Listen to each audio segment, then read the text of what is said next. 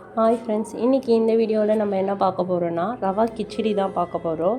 இதை நான் உங்களுக்கு எப்படி செய்யணும் அப்படின்றத ஒன் பை ஒன்னாக சொல்கிறேன். ஃபஸ்ட்டு நான் காய்கறிலாம் கட் பண்ணி வச்சுட்டு நறுக்கின வெங்காயம், கறிவேப்பிலை, தக்காளி, 3 பச்சை மிளகாய், கேரட் அண்டு பீன்ஸ், இஞ்சி, பூண்டு, கொத்தமல்லி இது எல்லாத்தையும் நான் கட் பண்ணி வச்சுட்டேன்.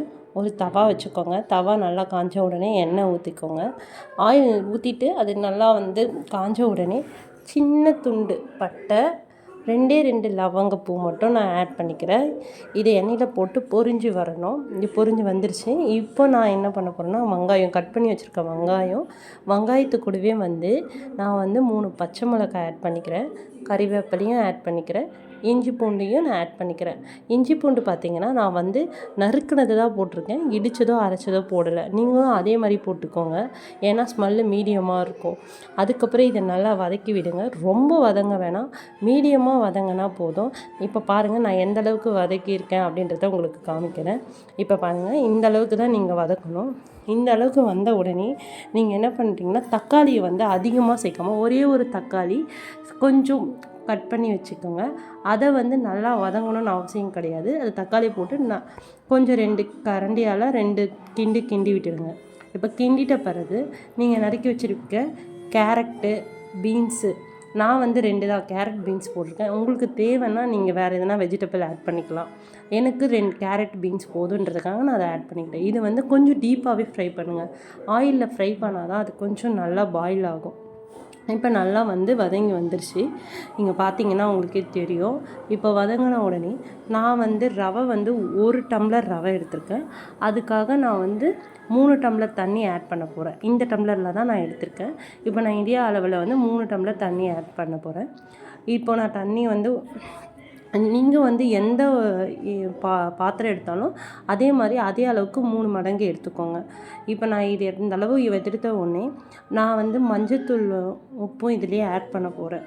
மஞ்சத்தூள் நான் எதுக்காக ஆட் பண்ணுறேன் அப்படின்னா, எனக்கு என் பேபி கொஞ்சம் கலர்ஃபுல்லாக இருந்தால் சாப்பிடுவா அப்படின்றதுக்காக நான் மஞ்சத்தூள் ஆட் பண்ணுறேன். உங்களுக்கு விருப்பமாக இருந்தால் நீங்கள் மஞ்சத்தூள் ஆட் பண்ணிக்கோங்க, இல்லைன்னா விட்டுருங்க.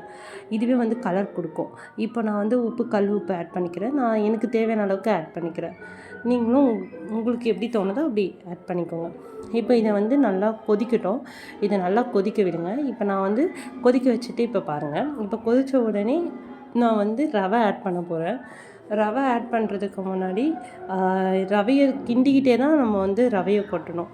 அதனால் நம்ம நல்லா ரவையை கிண்டிகிட்டே ரவையை நல்லா கொட்டி விடுங்க. தூணா மாதிரி கொட்டுங்க. இப்போ இதை நல்லா மிக்ஸ் பண்ணி விடுங்க. எல்லா வெஜிடபிள் கூடவும் அது நல்லா மிக்ஸ் ஆகணும். இப்போ நல்லா மிக்ஸ் பண்ணி விட்டோடனே அது பாருங்கள், பார்க்கவே அழகாகவும் இருக்கும், அட்ராக்டிவாக இருக்கும். நமக்கு அப்படியே சாப்பிட்ணுன்னு தோணும், அந்தளவுக்கு இருக்கும். இப்போ நான் நல்லா கிண்டி விட்டுட்டேன். இப்போ நல்லா கிண்டிட்டோன்னா அது தண்ணி கொஞ்சம் மிக்ஸ் ஆகி அது கொஞ்சம் நல்லா பாயில் ஆக ஆரம்பிக்குது. நீங்கள் இந்த டைமுக்கு நீங்கள் லோ ஃப்ளேம் ஆக்குறது பெட்டர்.